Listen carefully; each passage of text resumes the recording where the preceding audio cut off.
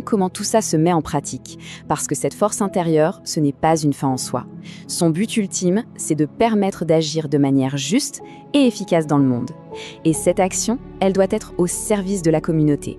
Au fond, un leader fait face à un choix permanent.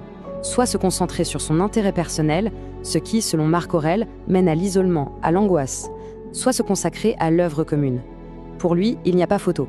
Seule la deuxième voie est digne d'un être humain. Parce que notre nature profonde, c'est d'être des êtres sociaux, des parties d'un grand tout. Et cette idée du tout, il la pousse très très loin.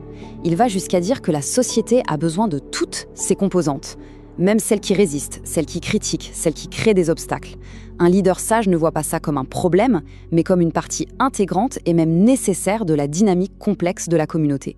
Finalement, le message est limpide. Aucune action n'est vraiment isolée. Chacun de nos actes, dit-il, doit avoir un lien, direct ou indirect, avec le but commun de la société.